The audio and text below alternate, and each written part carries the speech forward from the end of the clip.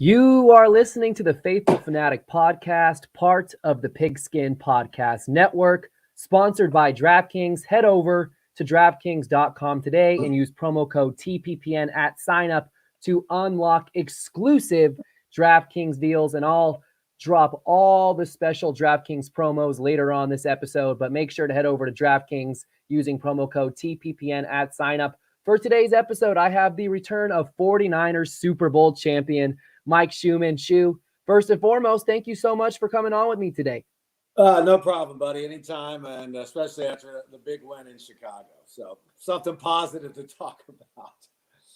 Seriously, and what I think we're going to do today, we're going to keep it all positive because when you're on a 4-game losing streak, and it was the 49ers' 6th losing streak under Kyle Shanahan, that was 3 games or greater. They were in a little bit of a funk, and for 4 weeks, it felt like the sky was falling for a little bit. Tension building between Kyle Shanahan and the fan base. Is this the right guy? A lot of questions being raised and fair questions being raised. So having a win to kind of focus on and cool everything down, because it's been a very, very unfortunate and maddening stretch of 49ers football. And then they go into Chicago and luck out a little bit, not to take anything away from their victory, but the elephant in the room is that they were missing their head coach and Matt Nagy, which may have even helped them a little bit because Matt Nagy is not a fan favorite in Chicago as far as his play calling goes. And people feel he may be holding Justin Fields back a little bit, and Justin Fields looked great on Sunday. We'll talk about him later on this show. And they were out with Khalil Mack. And Jimmy Garoppolo was not touched in this game. It was Jimmy Garoppolo's best game, I feel like, in quite some time. And it was just a huge win for the 49ers to go in there to Chicago and have their first feel-good win of the year, because you go back to week 1, the game against the Detroit Lions, where they were up by so many points. And then the Lions made their comeback, and Jason Verrett gets hurt. They recover the onside kick that goes off of George Kittle's face mask. And then you have the Eagles game where the team couldn't score in the first half, and they ended up winning that game. And it was the same situation where the Eagles cut it down a single possession game at the end, so you weren't feeling too good about that. And then you see other teams go into Philadelphia. Philadelphia travels into their place, and they're struggling against every other team. You go on the 4-game losing streak, and here you go to Chicago. You win a football game, and it feels good. Well, I tell you, it was the best they've looked all year, obviously. And Jimmy, I think, threw for about 320. He scored 2 running touchdowns. I think he wants to show us that Trey Lance is the only guy who can run the ball. And Kyle stayed with his plan. Kyle, you and I talked about it last time we were on. He'd get something going, and they get. Oh, we lost Shu. And, go off script. So I think the offense. And then Elijah Mitchell, he's got to be the steal of the draft this year. 6th round, he had 148 yards rushing, and they had almost 500 yards of total offense. Still struggled on 3rd down, but all in all, I think on the offensive side of the ball, Debo making plays. Brandon Ayuk got involved. He had his best game. So it looked like a team that, we were expecting to come out of the chute this year. Most definitely. Going back to Jimmy Garoppolo, this was his best game of the season. And I really like the QBR stat that ESPN sends out. It's different than a quarterback pass rating, which I believe the highest score is 158.3 or whatever it is. QBR, they factor in how much each quarterback contributed to their game. If they win, their loss, how much they kind of contribute and influence each game. So this was Garoppolo's 4th highest QBR rating, 85.6, and that's over the course of his entire 49er tenure. His top game was 2019, where he scored a 93.7 quarterback rating through ESPN. It was the Halloween night against the Cardinals. The feels great, baby. It was that night where he threw for 4 touchdowns, over 300 yards. The Jacksonville game in 2017, where the 49ers took down the Jaguars' top-ranked defense in that magical run to close out the season. The Titans game in 2017.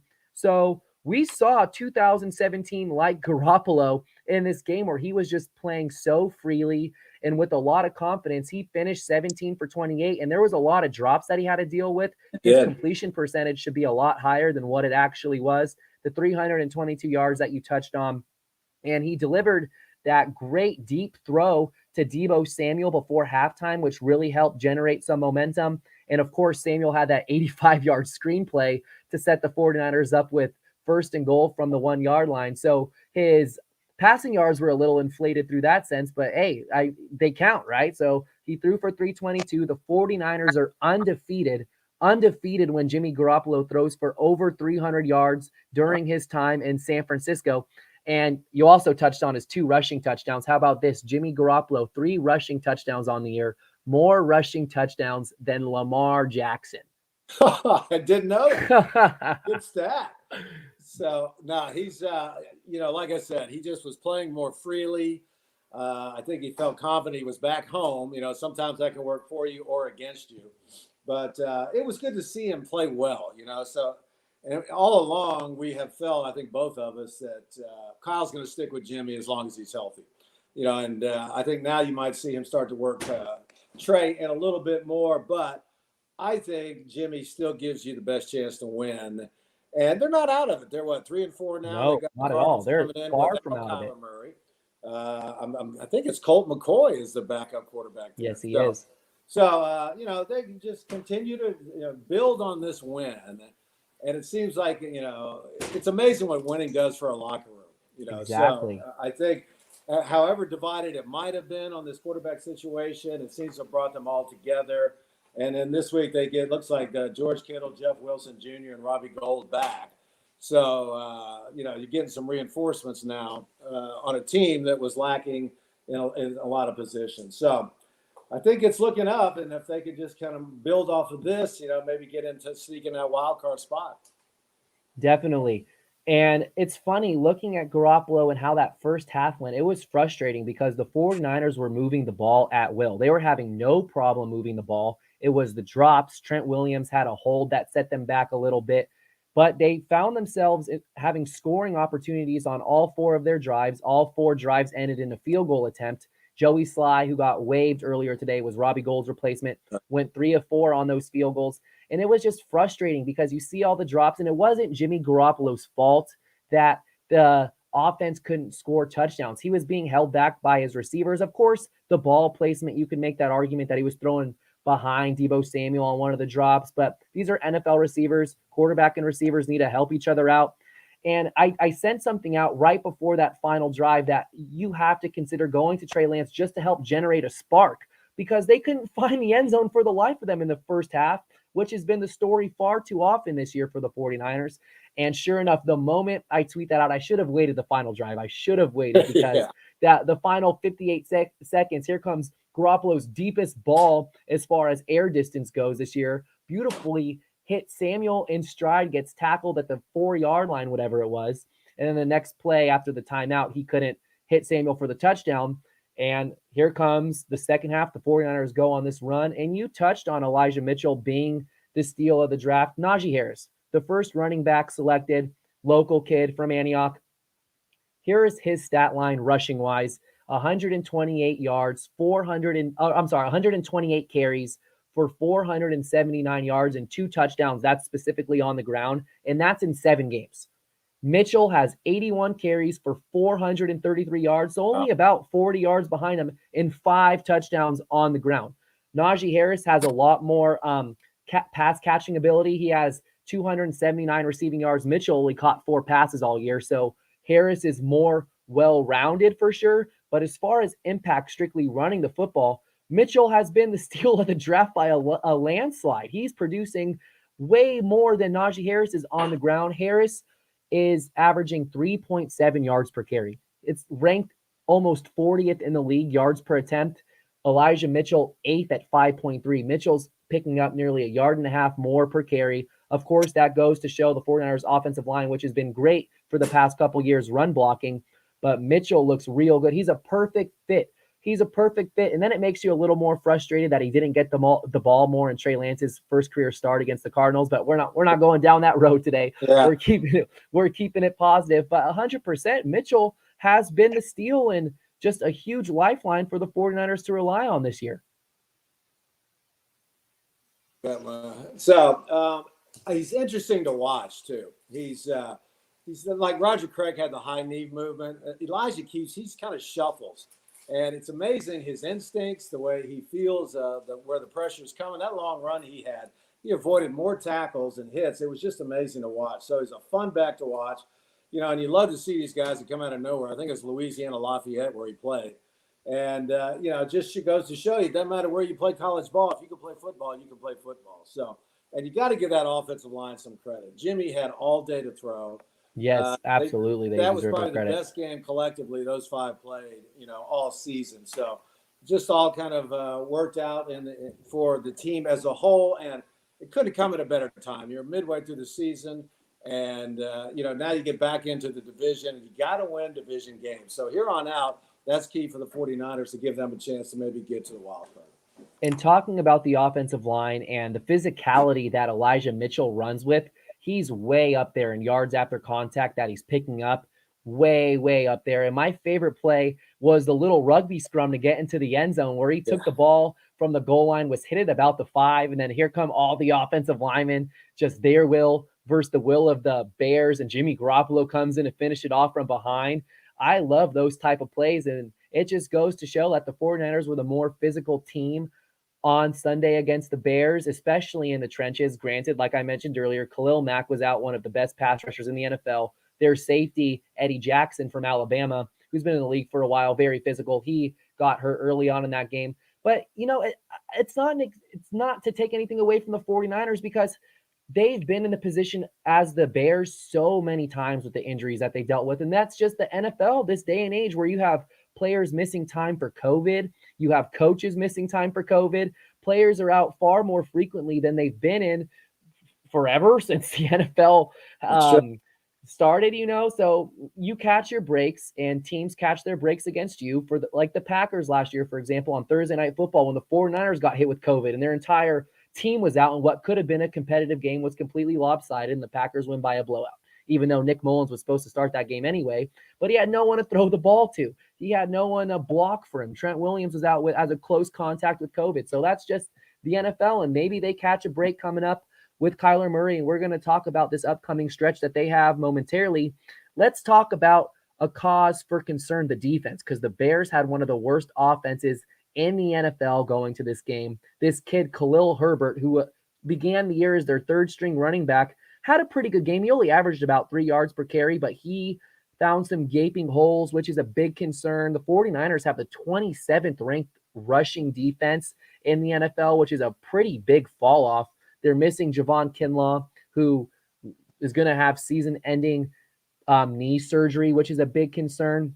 They made the trade today to pick up Charles Omenenu, I believe you say his last name, from the Texans, and he has some defensive line versatility where he can play out on the edge, he can play inside. But it sounds like we might see a lot more of Eric Armstead play in that interior to maybe solve some of the run game woes that they're experiencing right now.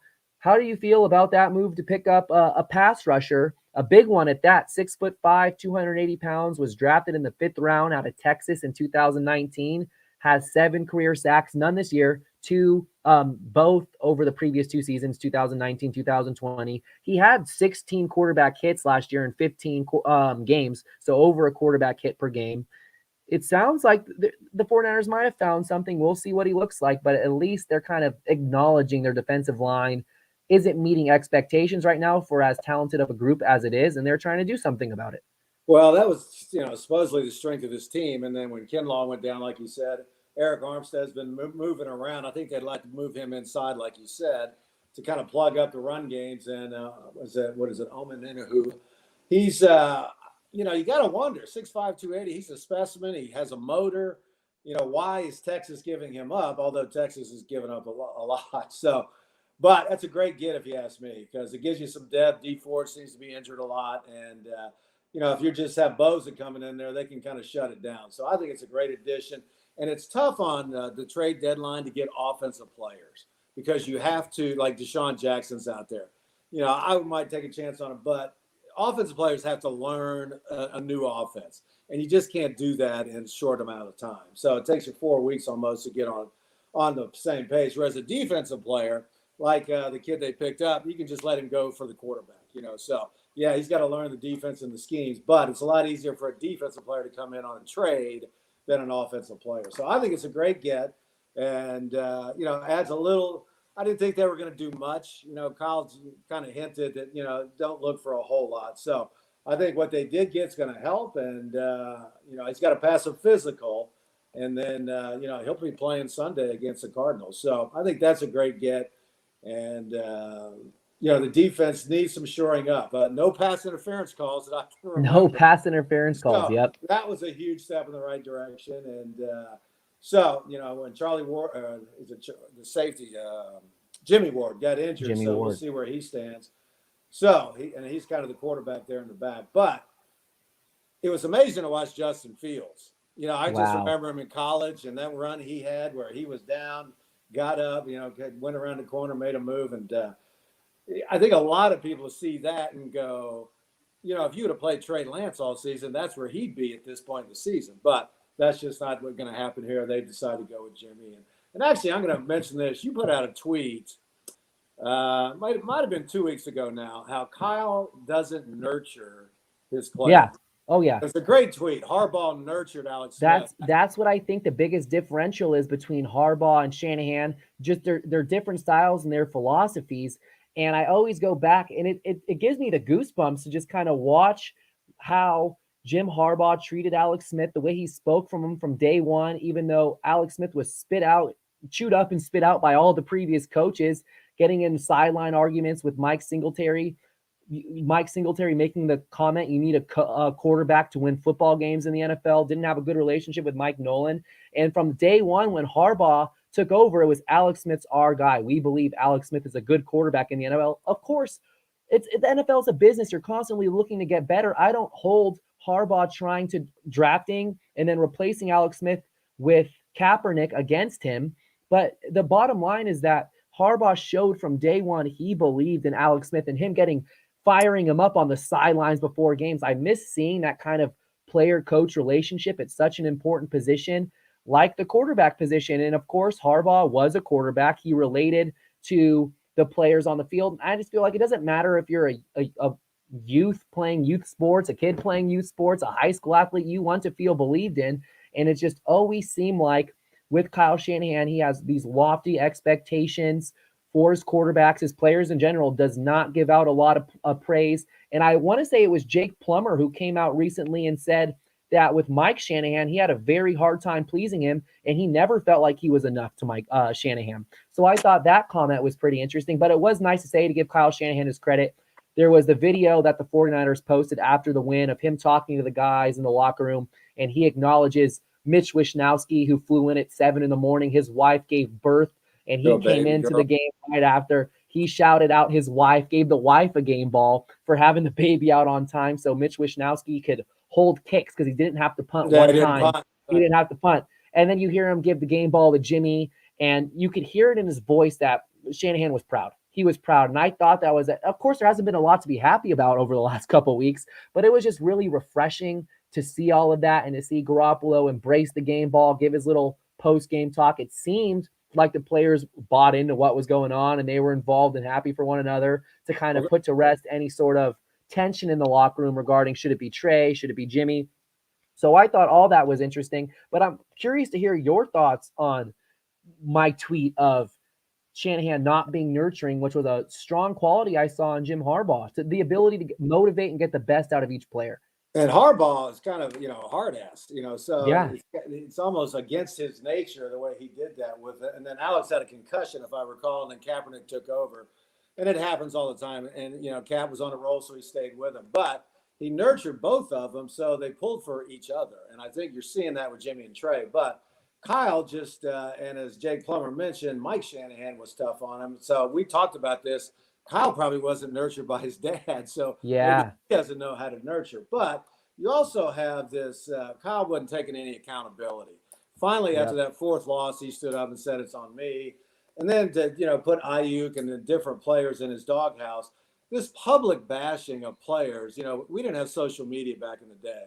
And, Bill Walsh would pull you aside. He'd show you some film. He'd have an assistant coach talk to you. So he never threw any of us under the bus.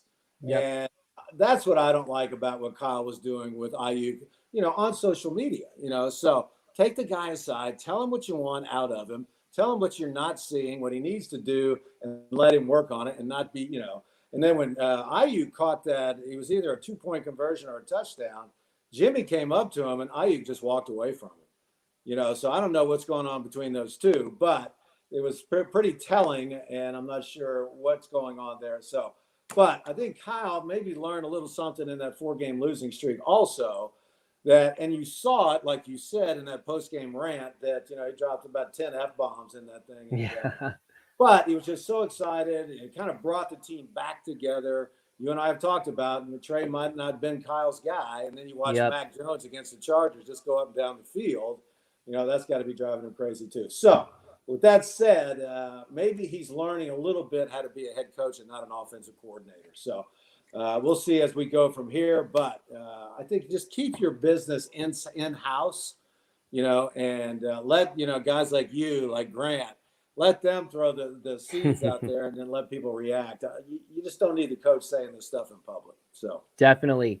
And I have a question for you that was asked by James, one of our YouTube subscribers. Ask Mike who his favorite teammate was in SF. And Shu, while you answer that one, I'm going to close this door behind me real quick because the dog's coming back in. So go ahead and answer that one for James. Your favorite teammate in SF. My favorite teammate. Well, we all had, wide receivers. When Joe came in, we were pretty close. I had a lot of fun with Joe. I called his throw a tight wobble, and he kind of didn't get it. I said, dude, can you throw a spiral? And then Guy Benjamin came on. He and I were rookies together in Miami with the Dolphins. And then he was traded to New Orleans, and then Bill brought him out to San Francisco. So Guy and I were really close. Walt Downing was an offensive guard, played at Michigan. We were really close. And then Freddie Solomon, who was kind of a mentor for me, the old wise Freddie, it was like our kind of team Yoda, was a great guy from the South. He played at University of Tampa, and I was at Florida State. So, we were really close. And then Mike Wilson also came in as a rookie, and Mike and I are still really good friends. And, of course, Dwight and I. But, you kind of stayed within your position, and wide receivers we kind of hung. But, unfortunately, there was only 4 back then. And when you competed against each other, Dwight and I always talked about this, we would have been a lot closer had we not been competing for the same job. So he moved me over to flanker, moved Freddie to split in with Dwight, and Mike Wilson and I played the flanker position. So you got different phases of your career that you go through. And, when I was in St. Louis, Pat Tilley was a dear friend, and Roy Green. So, and they're guys that you stay in touch with, high school, college, and the pros. And so there's always a couple guys from each level that you played with that you stay in touch with. I can't hear you, Nick. Yeah, sorry.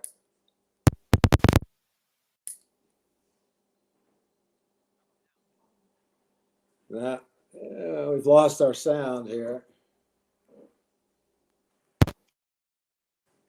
Nope. Still don't hear. Can you hear me now? There you go. It's like the old commercial. Could you hear me now? Yeah. All right, here you guys. Well, I was just saying thank you for sharing that for James. James asking the question of who your favorite teammate was. And James, thank you for subscribing to the YouTube channel, to the Faithful Fanatic Podcast. Moving on, you touched on something that Grant tweeted out, which was an interesting observation of Brandon Ayuk and Deebo Samuel not participating in the celebration after Jimmy Garoppolo scored one of his rushing touchdowns. And I found that interesting because it's uncommon. You figure that when you score a touchdown, you take the lead. It's not like they didn't want to celebrate because they were still trailing. Of course, there was still work to be done, but that's definitely noteworthy that the players didn't want to come in and celebrate with their quarterback. And I loved the swagger and the moxie that Jimmy Garoppolo was playing with. He scored the touchdown, launched the ball into the stands, which I thought was just so awesome. So I was really, really happy for him. And Ayuk had his best game of the year. He was involved as much as he's been all season long. He had 7 targets to Deebo Samuel's 9. So they were both seeing the ball. It's not like the target share was completely lopsided. So I don't think Ayuk, at least this time around, has too much to be upset with. No, it's not upset. I just think early in the season, and this goes back to what you and I talked about, you choose sides in the locker room when it comes to the quarterback. And here's two young receivers, Debo and Brandon, that, probably were pushing for Trey Lance. They preferred him. So I'm not sure what's going on there, but you're right. Especially when a quarterback runs like that, because that's rare when Jimmy Garoppolo runs in 2 touchdowns in the same game. And so something that, it's easy for all of us to pick that stuff apart. And who knows, they might have just been exhausted and just wanted to get over to the sideline and talk to him while he was over there. So I noticed it, so, and then Grant put it out there. So it's definitely something to keep an eye on, but winning kind of takes care of everything. And that's what we saw on Sunday. Absolutely. And let's give Debo Samuel some praise, because he broke the 49ers record for most receiving yards through 7 games with 819, and broke Jerry Rice's record of 781 receiving yards through a 7-game start to a season. Samuel's having a fantastic year, second in the league in receiving yards behind Cooper Kupp, who played 1 more game than Samuel. So Samuel is currently leading the NFL in receiving yards per game. He's having a fantastic. Well, I can already hear Jerry saying that Debo catches 1-yard passes or negative yardage passes on the screen and then turns them into yardage. So in some ways, he's more of a, you and I have talked about this, a weapon. He's kind of a running back slot receiver. And he has a little trouble, on those drops, and running routes and coming in with the force, where Ayuk goes up and grabs the ball and takes it out of the air. So it's kind of interesting to watch the two dynamics of both these receivers. And when they're both playing and involved, and then you get George Kittle back, that's a tough team to take care of. So, but Debo he's a football player. I mean, guys bounce off of him. He's just a pleasure to watch. And like Jimmy, if he can stay healthy, this team could just move forward with this win. And when you lose 4 straight like that, I think in 79, we lost 9 straight. And then in 81, we won 9 straight. So I was on both sides of that. Yeah. 2-14 in 79, and probably the best 2-14 team in the history of the league. And then, we won 9 straight, lost on our way to the Super Bowl. So it's tough when you lose at this level. You're getting paid, but it's just tough to lose, and it's easy to lose interest, and it's easy for a coach to lose the locker room. Urban Meyer is a perfect example of this in Jacksonville. Those guys are not playing at all for this coach. He's already lost that team, and they might as well get rid of him right now. So, but Kyle managed to bring this thing back around, and now let's see how he takes it from here.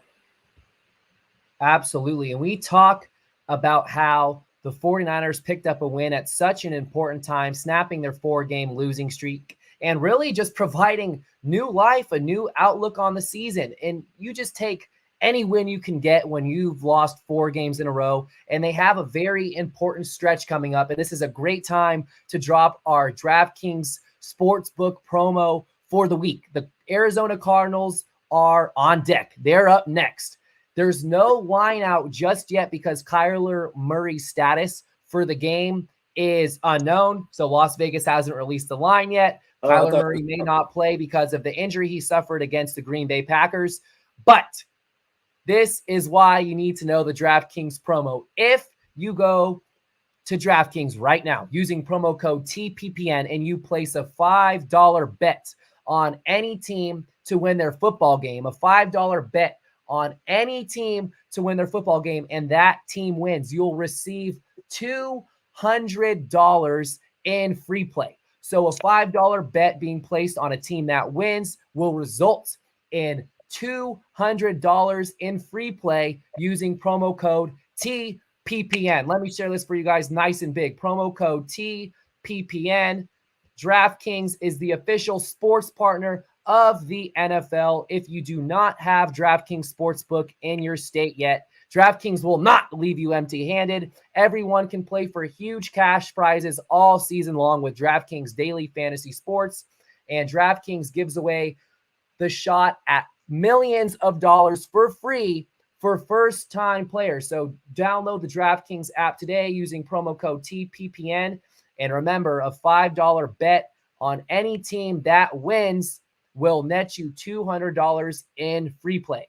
That's at DraftKings Sportsbook, an official sports betting partner of the NFL. Must be 21 years or older, New Jersey, Indiana, or Pennsylvania only. New customers only. Minimum $5 deposit and $1 wager required. One per customer. Restrictions apply. See DraftKings.com/sportsbook for details. And if you have a gambling problem, call 1-800-GAMBLER. So that's our DraftKings promo of the week for the DraftKings Sportsbook using promo code TPPN. Get that wager in. Utilize this promotion. A $5 bet being placed on the winning team will net you $200 in free play. How does that sound to you, Shu? Can't beat that. I tell you what, it's amazing to me to see, because gambling has become every sport now. So it's just, it's about time they got in bed together.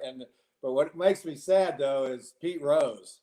Here's a guy that got caught gambling, and now gambling's all over every sport. Let's put this guy in the Hall of Fame, So anyway, no, that's a great deal. $5 there and then 200 to play with. So I might have to do that myself. Let me write this down. TPPN. All right.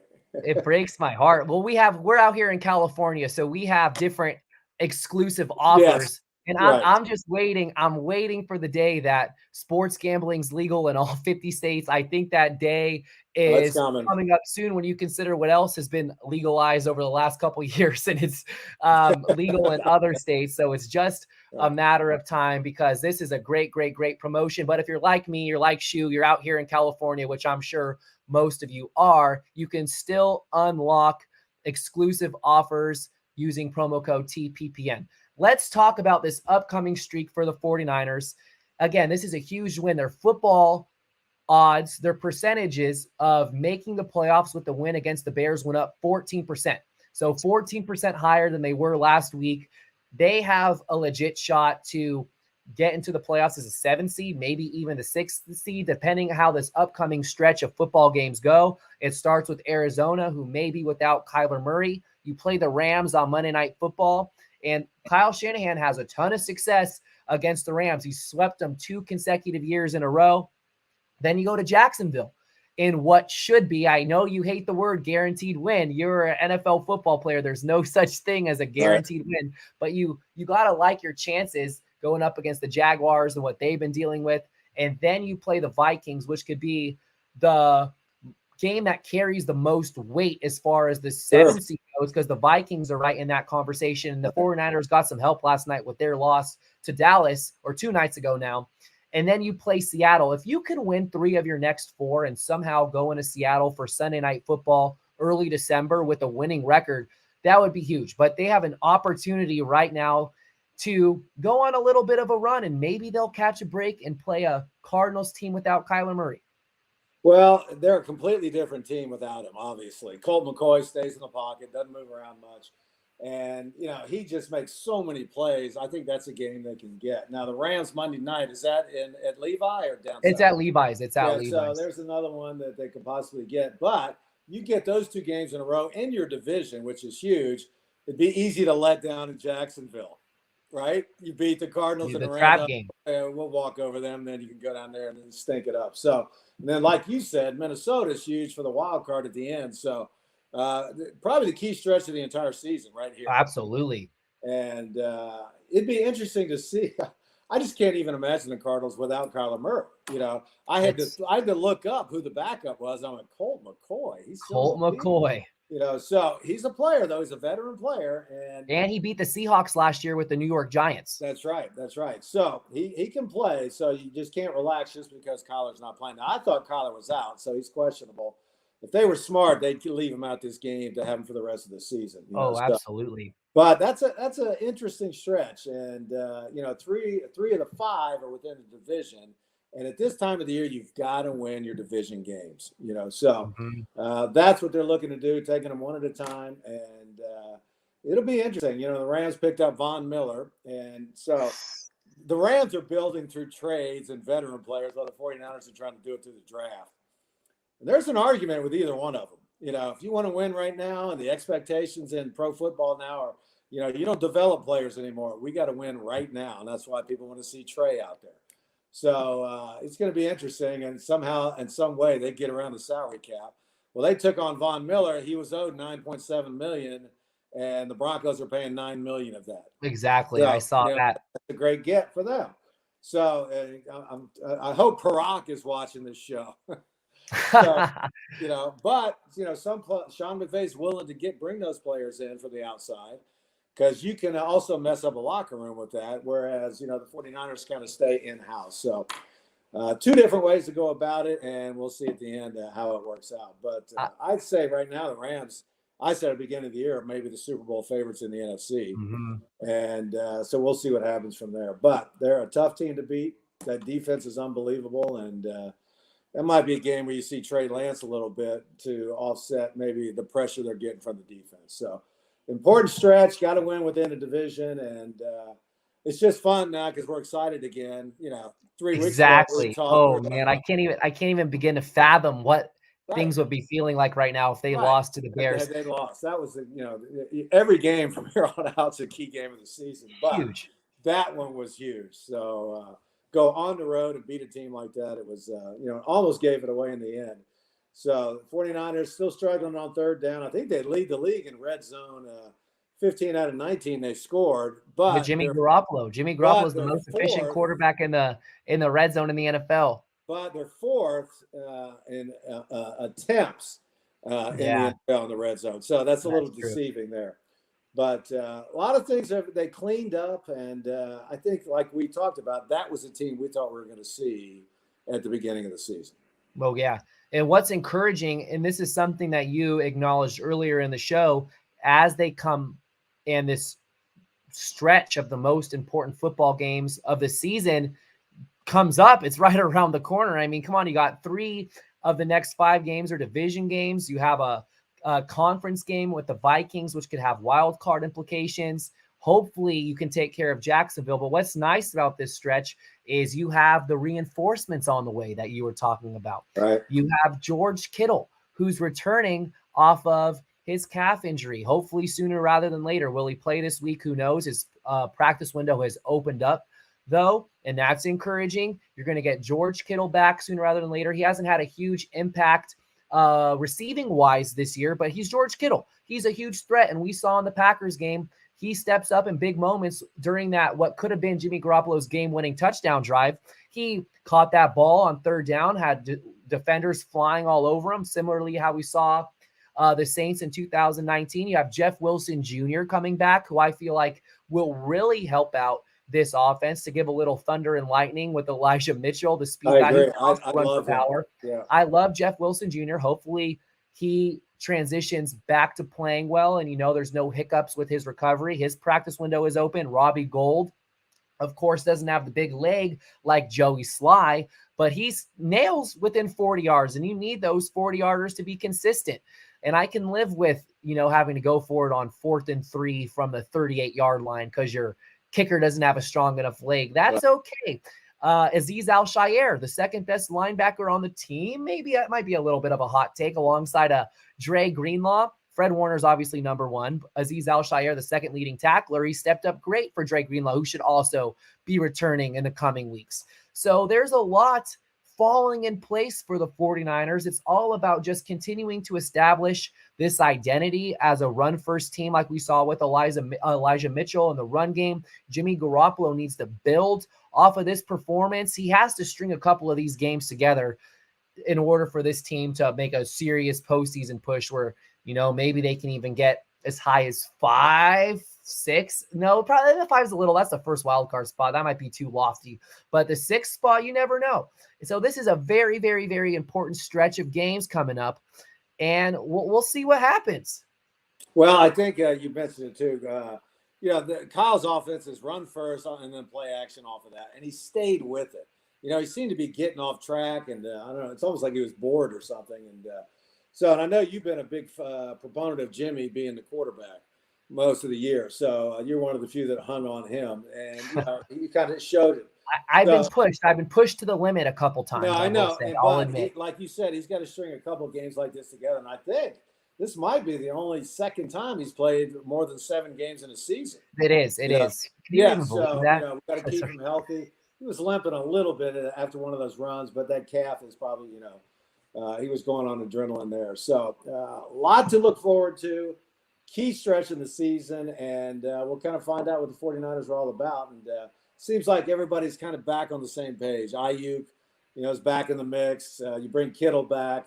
Now you can't double Debo, because they were doubling Kittle and freeing up Debo. So it'll be interesting. And teams are getting kind of hip to that screen pass to Debo, though, because they try to run that a lot. And he broke that one, but the other ones he was pretty much shut down. So I like to see him down the field a little more, too. And, a little more. Jimmy's got some confidence, throwing the ball deep. He's got to build off it. He's capable of doing it. Kyle's just got to let him go. Take the reins off of him for once, like he did in that game, and let him play. Jimmy's an athlete. People don't realize that. He's an athlete. You can tell by just the way he runs on the field. He's got this great stride. So I'd like to see him let go. And it seems like this quarterback controversy is over. Their best chance to get in the playoffs is with Jimmy Garoppolo. I agree. And Trey now has fallen even further behind because he hadn't played. So it's time now to just jump on Jimmy's bandwagon and let's ride it as far as we can. I want to touch on that Samuel screen pass one more time, because I feel like it might be the play that you reflect on if this team does go to the postseason and say that single-handedly saved the 49ers season, because they were in a 3rd and 20. You have the Bears. I want to say that there was a scoring drive, or maybe was that the first drive out of halftime. I forget when exactly in the game it occurred, but there was not a lot of momentum at that point. And then here they come. Deebo Samuel, 3rd and 20, 85 yards, setting up the team for a touchdown. That was huge, and arguably the biggest play of the season at this point. But it's exciting. It's nice to have a victory Monday yesterday. You have a victory week. You talk about all these positive things after the previous month. This team went a full calendar month without winning a football game where everything was negative. Everything was negative. And I myself am guilty of that, leading charge on a lot of those fronts. But it's nice to give credit to Jimmy Garoppolo, to Kyle Shanahan, to the offense. And it's hopefully they just continue this momentum, ride out this wave, and it'll land them in a wild card spot. And Kyle Shanahan can kind of put to bed all of those whispers of, is this the right man? Those questions for the job. Yeah, I don't think, Kyle's not going anywhere. He's not. We had about a month ago said that, his seat's getting warm, but it's more about how he's learning as a head coach. This is his 5th year now, I think, with the Niners. So, I think he finally realized some of his own faults and, called himself out. He kind of admitted, took some accountability finally. And thanks to guys like you and Grant and everybody just hammering on him on social media. Anyway, I think that they seem to have turned it around. And you're right. That play probably turned the whole season around. And Debo, you get him going full speed. You do not want to hit him as a DB, a cornerback. So we just got to keep everybody healthy. We're getting people who have injured back. And let's see where we go from here. This was great. I'd say it was about a 98% positive show tonight, with a 2% sprinkled in maybe a negative comment or two, right, reflecting on the past. But we kept it positive, which was the goal. And when you're coming off a 4-game losing streak and you win a football game, you got to focus on the positives. You can't nitpick everything, like the fact that the Bears were one of the worst offensive teams in the league going to this game. Why am I even bringing it up? It was a great show. Shu, thank you for joining me again. It's a pleasure having you on. As always, I appreciate it. And we'll be in touch soon. All right, buddy. Go Niners. Go Niners.